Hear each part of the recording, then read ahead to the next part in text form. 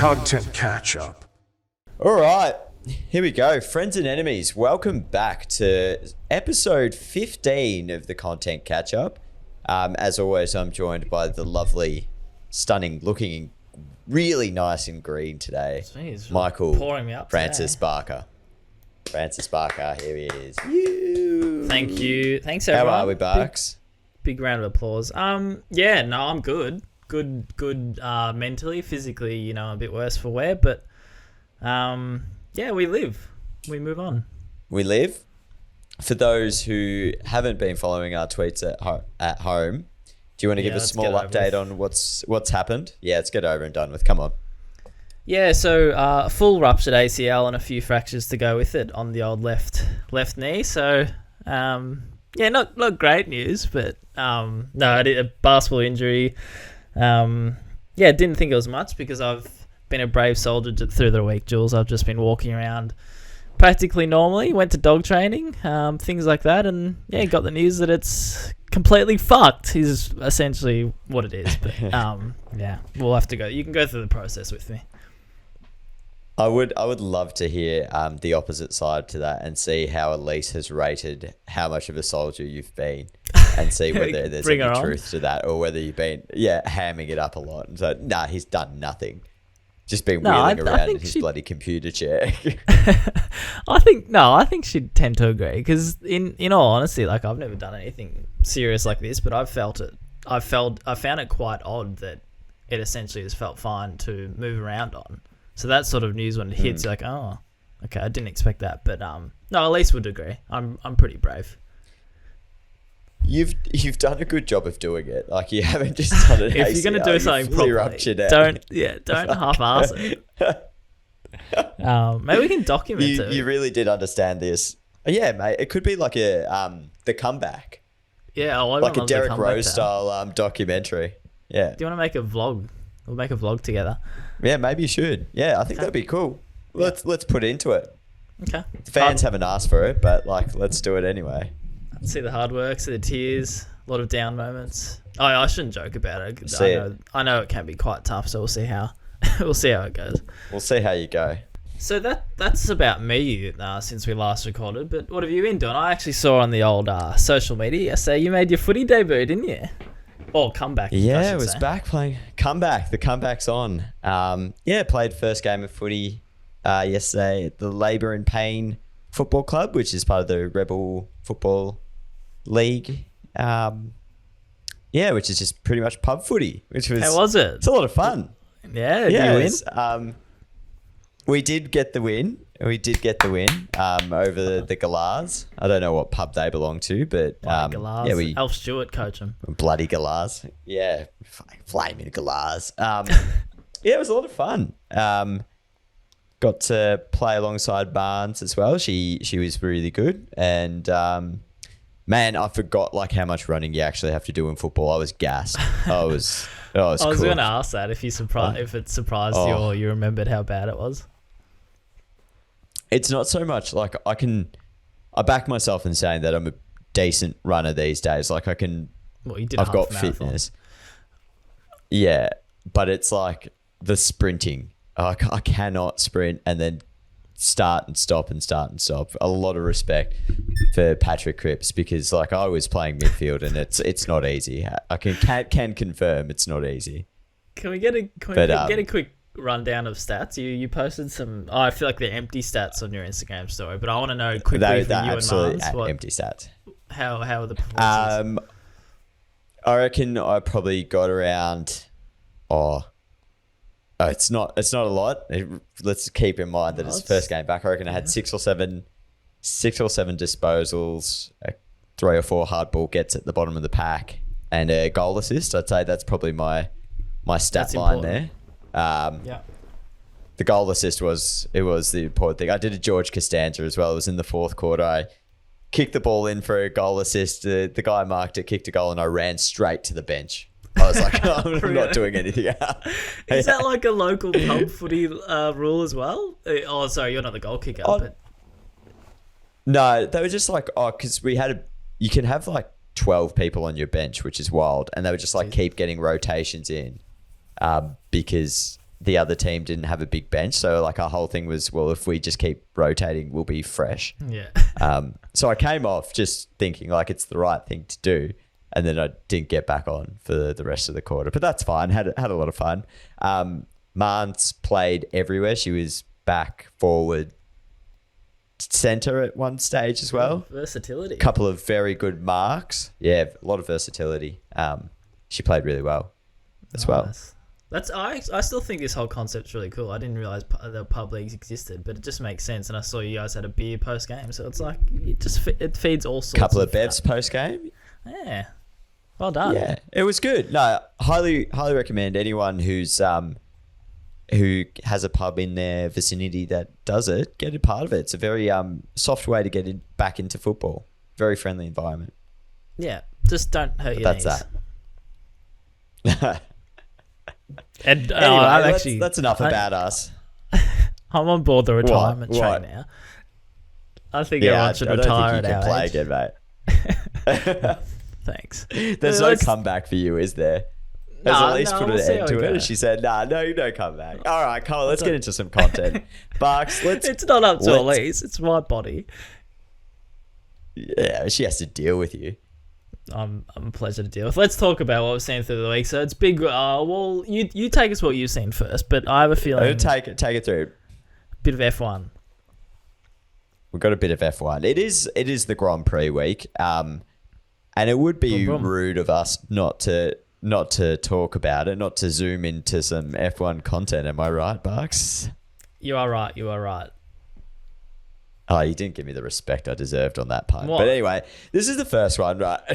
Zoom into some content. Fucking hell. Oh, I didn't even... So I just ignored you. Yeah, go on. That's good. Well done. Yeah, as always. So I think one of the cool things that F1 does a lot of, and I don't know whether this is on the back of Drive to Survive and people expecting this access from the drivers and whatnot, but they share a lot of the team radio post any race and like the conversations that the driver is having with their pit crew and other drivers and whatever else is going on.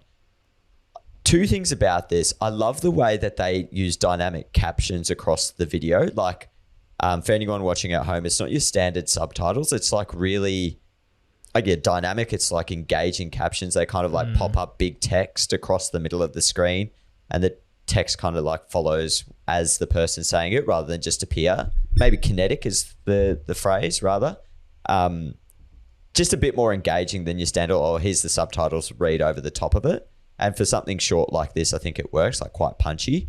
And the second one is the actual content itself. Like this particular one that I picked out is a moment where Sebastian Vettel had crashed during one of the qualifying races, I imagine, or one of the tests or whatever it was.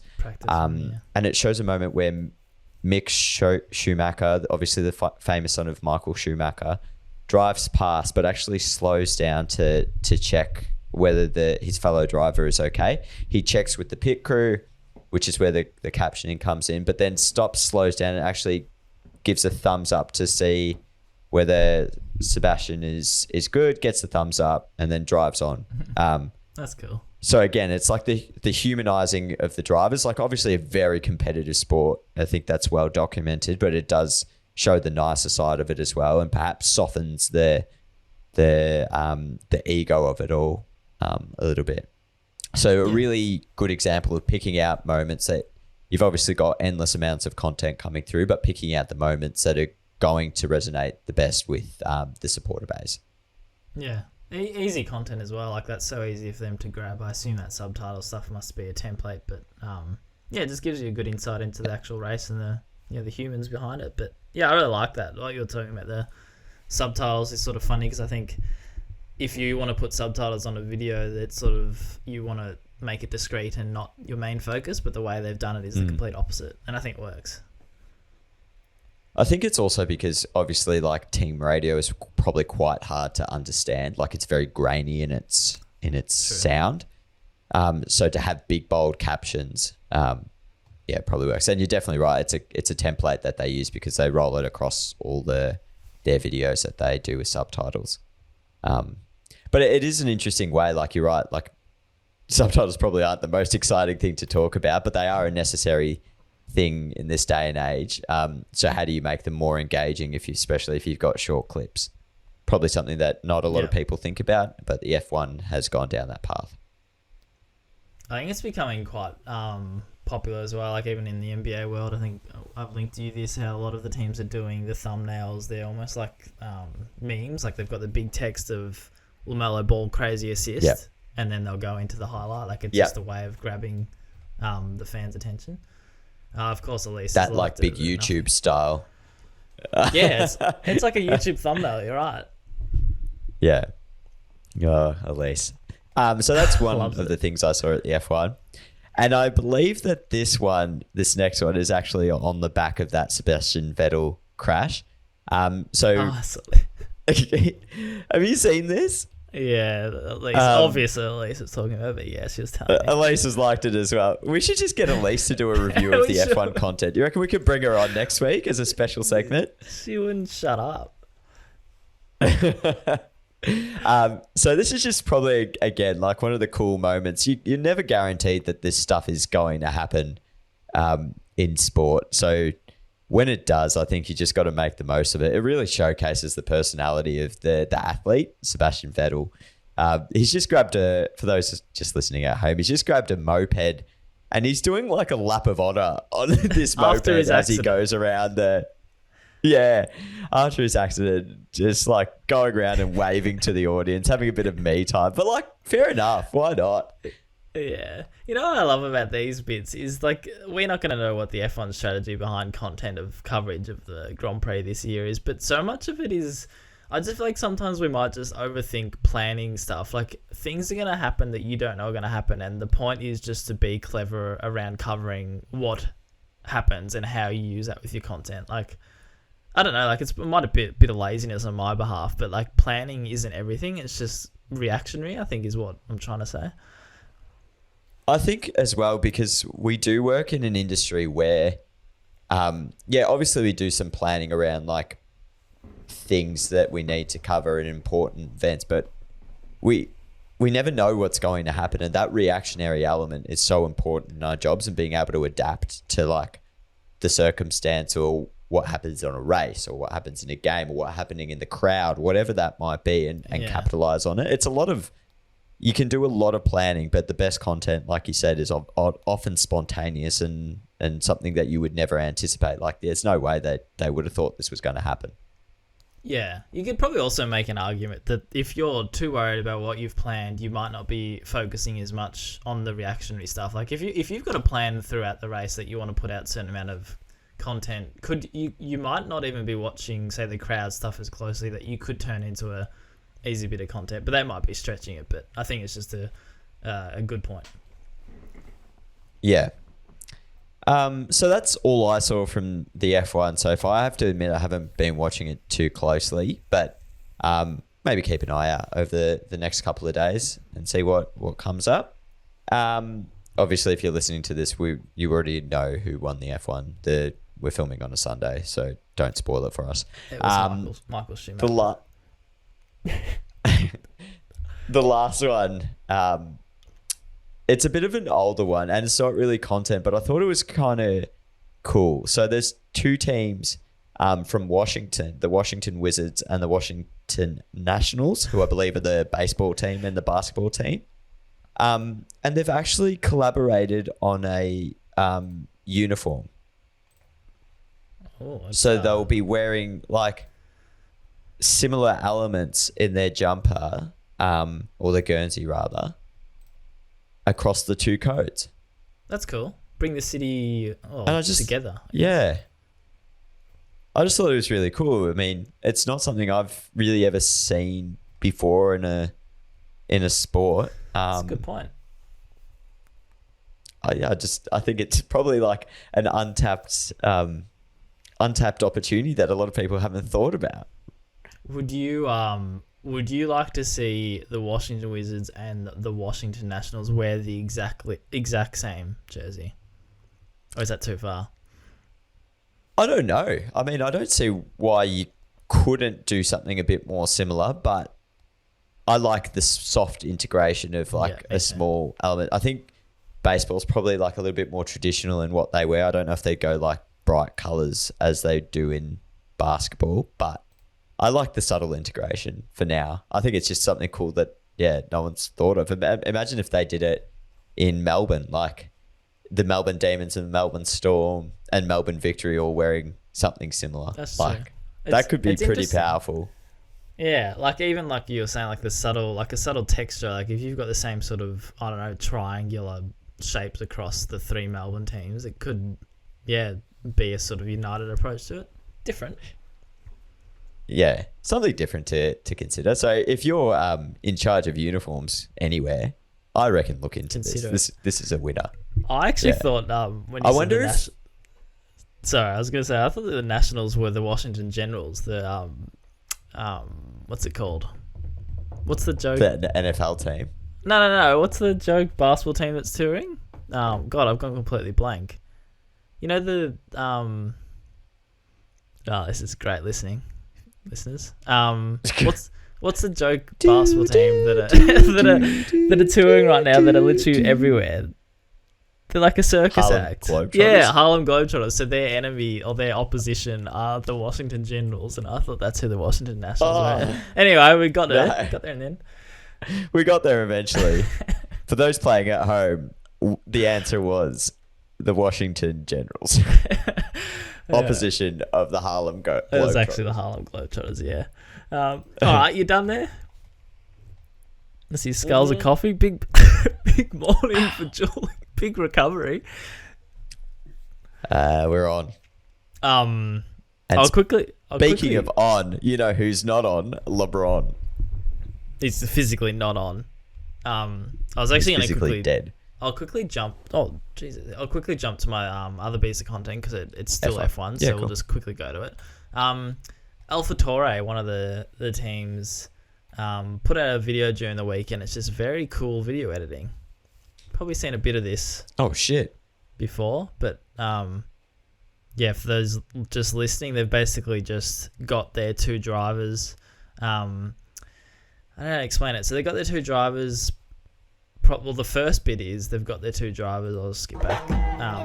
At a location, let's just say it's the Melbourne Grand Prix. It's not, but for this example, at Melbourne Grand Prix, they've got like a angle low to the ground facing up, and they're filming a video, and then their drivers are like behind, just say the surface of like a stadium, and then they're jumping up, and then they all of a sudden land inside the stadium, and then they pick the phone up and walk around the stadium.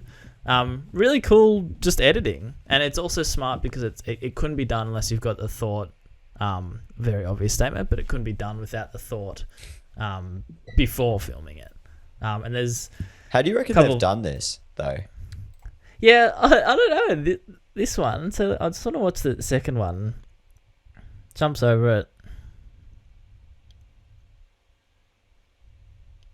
I think it must be simpler than we think. I assume. Oh, but the background's still moving. Would they just have the green screen behind this one and then just mask the shot in? And then rotoscope him? Then just rotoscope him. But it's very clean. It's very Either clean. that or they like get him to jump and land and they kind of match it up. Well, I think they'd have to do that too, but the background bit. I don't know. Then as you go forward, there's just another one. Just good. You love After Effects talk. I think they're launching some sort of merch, but he's basically one of the drivers are throwing themselves on the ground and they're landing in different t-shirts each time. Final one is that similar. Is very cool though. Yeah, just very good editing, and it's good content. I think get a lot of interaction from it, but I just wanted to shout out. So whoever's the video editor and content creators from AlphaTauri, well done. Any comments on that, Jules? Anything from yourself? No? Something different. I like it. Like, it's very TikTok-y. Yes, very. Is very, my assessment. Yeah, very now. It's what's in now. New age. New age content, baby. This one. So I've got two other quick bits of content. They're both LeBron. Sorry about that. It's okay. First one, very interesting. So Kenny Beecham, in case you haven't heard of him, he's a YouTuber from America, very big in the NBA and NBA 2K world. But we don't know what's the video because he's done the work, but he has done a bit of research where he's found out that every time the Lakers lose a game, LeBron has never been on the photo, the final score photo. And I don't know if this is is it coincidental or is it literally part of a contract? Like, I don't know. I think it's a bit odd. Oh, it would have to be part of a contract, surely. That just seems like the ultimate thing that LeBron would do. It does, doesn't it? It's a bit... Yeah. Like, I'm never going to be on a losing graphic. It's a bit sad, isn't it? But we don't know the inner workings of it. And I'd be very curious, but... we'll link this in our schedule, but he has actually gone through and looked at all the final score graphics, and LeBron has never been in one, so it's probably a bit much for mine, even if I am the biggest LeBron fan. But yeah, it's too much. In like, you think LeBron should just suck up and be part of the losing graphics? Yeah, like, I don't know if it's his management or him or whoever. Let's just go off the assumption that it has been talked upon and he won't be on a score graphic, but it's just a bit. Like, as if anyone would actually go to that effort of requesting their player or the player they manage not to be on a final score graphic. Like, it's a bit... I don't know the word for it, but... Cocky, arrogant... Bit soft? I don't think soft works. It's like precious or something. I don't know.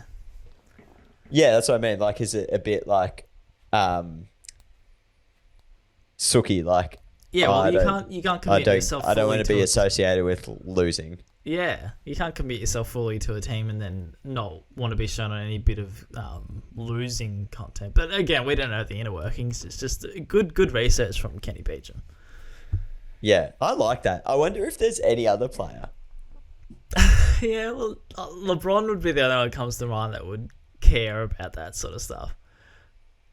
If there was someone in the AFL who would never be on a losing graphic, who do you think it would be? Wow. Like, who would have that written? I'll put you on the spot here, but if you could nominate like one person in the AFL that you think would never be on a losing graphic, who would it be? I'm just trying to think of anyone. They'd have to be a big name. You're not going to be that small 10 gamer. I'm a bit stumped. Do you have anyone? Save me a bit. I'm trying to think of players with big ego. Yeah. And who's a bit funny in the world? Bit about themselves. We don't. I feel like a Tom Lynch from Richmond would not want to be on a losing graphic. Yeah, I remember at least once bumped into him, and he was a tosser in real life. Well, he came across that way, but yeah, I don't know. Maybe someone like unreadable, like Jordan De Goey. Is that a bit harsh? I don't know.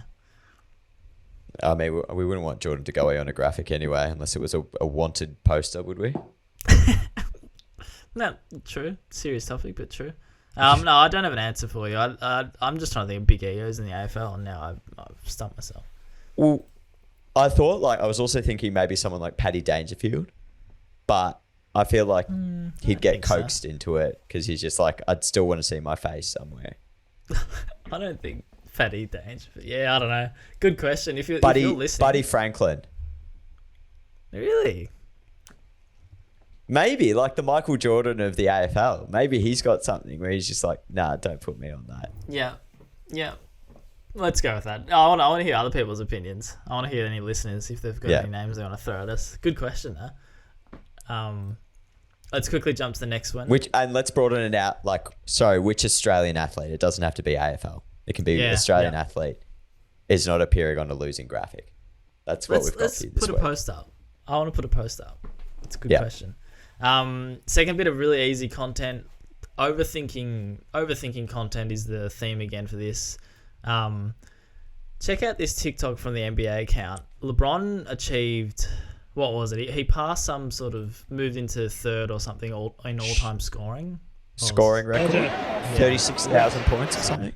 Yeah, something like that. And the NBA social media producer or on the game, whoever's working the game, is at the Lakers bench, literally doesn't say anything apart from LJ, congrats. And then you just get LeBron's raw reaction of laughing and then congrats. Appreciate it. Still got a long game to go. Pretty cool. LJ, congrats. I like it. I think how good is that and how nothing is that at the same time? Like, it's such a... You're not going to pitch that to your manager about, I'm going to do this, but that is such a good TikTok or reel just to see what LeBron's like or what the moment's like. I think it's really cool. There's this thing I learned once, and it's like whenever you're asking someone a question or like you're not really sure what answer you're going to get from them or you want them to talk, you just like ask one thing or say one thing and then just sit down, shut up and look at them.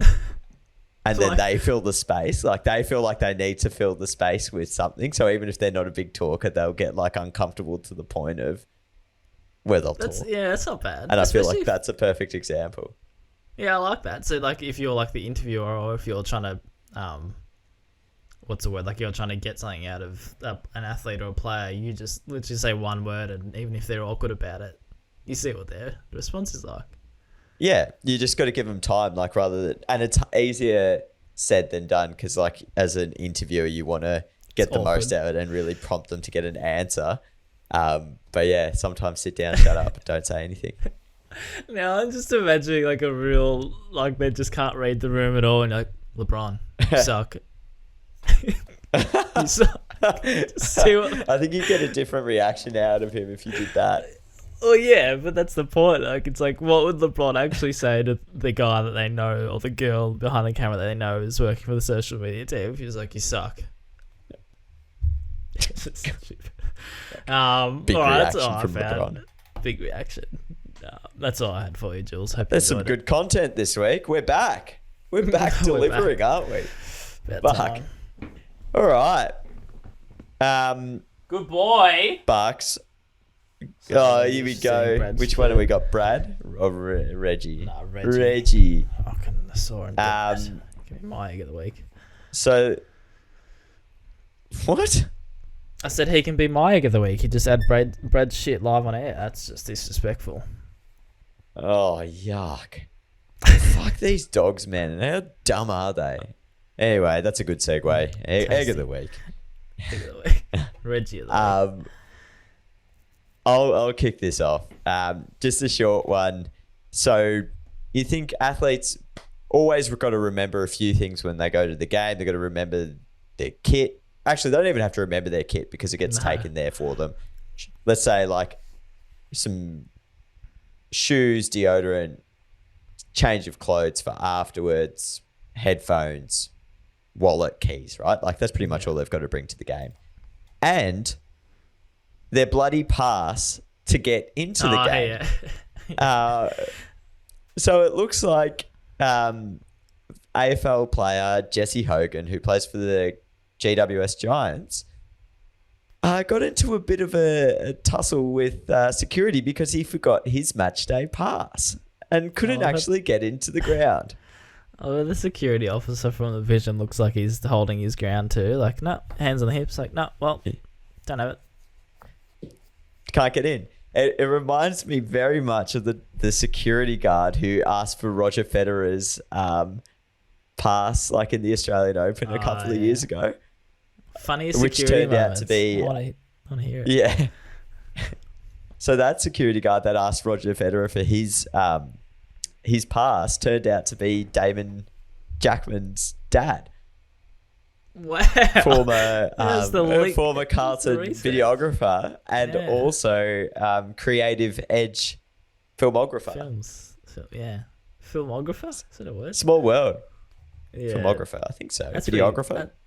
Videographer is, but anyway, getting off track. That's pretty funny. Yeah, a bit of an egg there. Yeah, come on, mate. Just remember your pass. Put it in your wallet. Just leave it there. You don't need to take it out. I just want to note the length of the video from the content person. It's 4 seconds, so they've clearly just quickly realised, oh, hang on. Shit themselves. Film myself. Yeah. Something to film.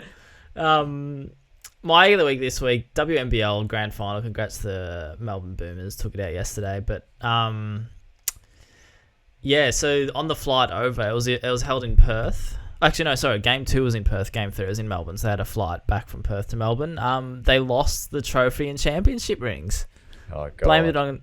No. I don't know if this is a cheeky blame on Qantas by tagging him, but I don't think they were blaming him. But they just said that the trophy and championship rings went missing. The winners will receive something a little different tonight. Yada yada yada. But the good news is they got it back, so that's fine. There it is. How did they lose it though? Where is it? I don't know. You want to deep dive on it? I want to know how you bloody lose a fucking trophy. Shouldn't just be on the seat next to you.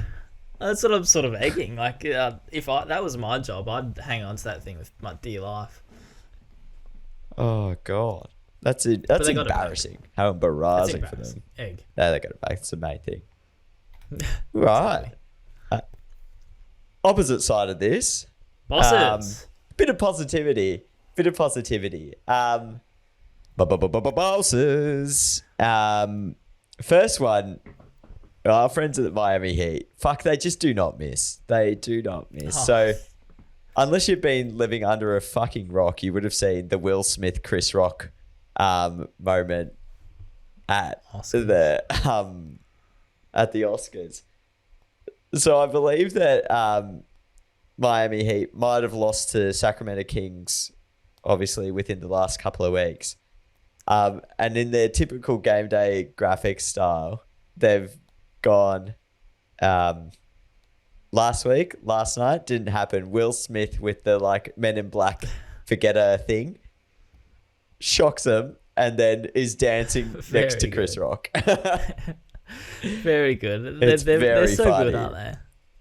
They're so quick. They're just hilarious. Oh, yeah. I couldn't. It was. I think. Sorry, go on. No, you go.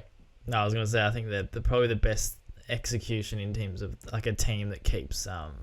Well, actually, they were the first ones that do this sort of meme thing for the wins, but the team that sort of keeps it fresh as well. They don't repeat the same thing. Very consistent as well. That's the thing. They do it consistently. Well. I don't know how you can be funny for that long, honestly. No, well, it's like tuning into the pop culture scene as well, isn't it? It's not about basketball. It's hardly about basketball. Very, very little about basketball. What's your next This one? other one. This is just wholesome, right? So, Joel Selwood, captain of the Geelong Football Club, broke the all-time AFL record for most games captained at 227, and stumbled across his mum's Instagram post for him, and it's just one of the most wholesome things you'll ever see. Just a collection of Joel Selwood photos from his junior years up until thing. I just think it's number one, really wholesome. But then I went back through her profile, so if you click on it and just visit her profile for a second, and literally it's just all pictures of her boys playing football, and I just think it's the most wonderful thing ever. I'm just all for it. I think Mrs. Selwood, you've clearly built your life around your boys playing football, and it's just fucking sensational. Yeah, it's good, boss. Wholesome boss. Wholesome boss. Thank you for all of this. Rough screenshots of a coin toss. Yeah. It's just a photo of the TV. Coin toss, heads or tail. Oh, we need more Mrs. Selwoods in the world. Oh, it's her doing Marie. it. Never mind. I disregard that. Yeah.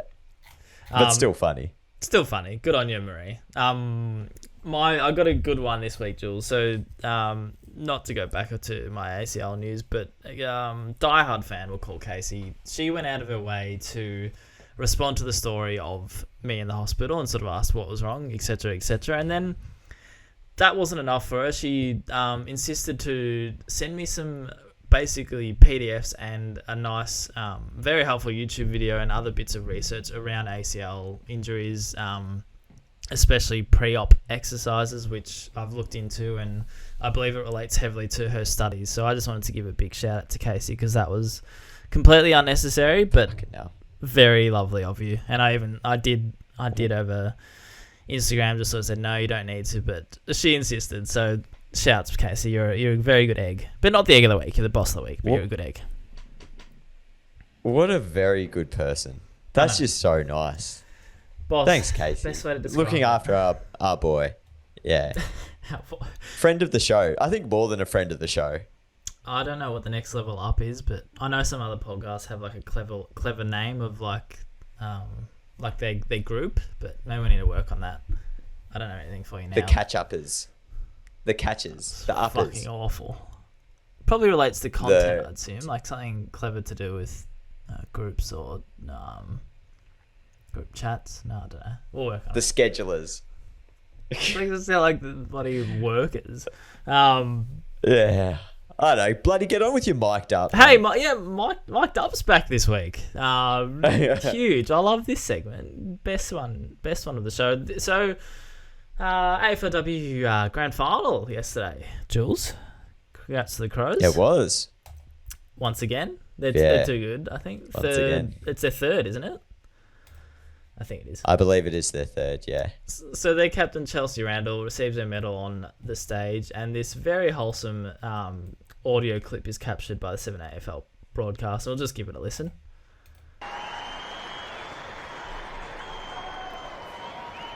Charlotte. Hello, Charlotte. I'm Chelsea. Nice to meet you. You're going to put that one over my neck, are you? Yeah? Can you be my captain? I can be your captain. Yeah? Sounds good. Yeah? Can you be my captain? How lovely is that? And she says, I can be your captain. The skeptic in me. Oh, here we go. Someone told Channel her 7.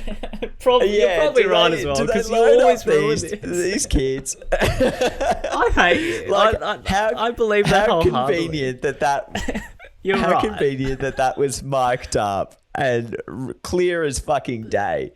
Is everything? Okay. You're too good. Because I was thinking maybe isn't there a mic on the stage? Can't you hear everything? That's so clear, mate. That maybe, but like, how did they know to switch to that directly in that broadcast? Screw you. Like, sorry, it's just the skeptic in me. I don't think that's an organic. She's probably wearing. Can you be my captain? It's scripted. There we go. Go down a couple. Oh yeah. Chunkers. I'll just fucking go fuck myself. Oh, it's still good. It was nice. It was still nice. Scripted. If it was scripted, then good on whoever did it, because it fooled me, and it's still a nice moment. Yeah, it's still a nice moment. I'm sure. Like, it's just call it encouragement. It's not scripting. True. The kids still had to do it. They had to deliver it. Maybe it's maybe it's not a real Oz kicker or whatever they have to do. It's a paid actress. Maybe this whole thing's a simulation. Maybe we're just watching a video game. Yeah, maybe they didn't even win the premiership. It's an ad. This is some real Black Mirror shit. This is no longer the content catch-up. We're just living a Black Mirror episode. Are you kidding? Are you fucking well? Black Mirror is going to be one of the best shows ever. You need to watch more. But it was too strange for me, and I know every episode's different. I hope I'm talking about the right show here, but every episode's different. But it was just too weird. It's a fucking sensational show. You need to give it the time. You go enjoy that. We're done here for episode 15 of this brilliant podcast. Thanks for everyone tuning in. I'm not going to say anything about guests because we're good enough. It was great to catch up with you, Jules. I feel like we haven't seen each other for a while, so it's been really nice. We haven't, because you haven't been in the office. Oh, well, fucking sorry for fucking my life and knee. Bloody hell. Did you even hear that I said you haven't been in the office, unfortunately? God, you're a sook. You've done your knee. Get over it. Fucking hell. Michael. Get over yourself. Mimi Hill was dancing at the AFLW Best and Fairest a couple of days after she did her ACL. You just sook, mate. Yeah, well, she probably knew. She probably knew what she'd done by then as well. I don't know how that helps. Shout out to Mimi Hill. Congrats on help. the Rising Star, by the way, if you're listening. Follow us on socials, YouTube, all that jazz. Yeah, it's been real. I don't have anything else for you to say, but Jules, enjoy the rest of your afternoon. Happy Wednesday to you all. It's a pleasure. We will see you next week. Bye. Well said. Goodbye, everyone.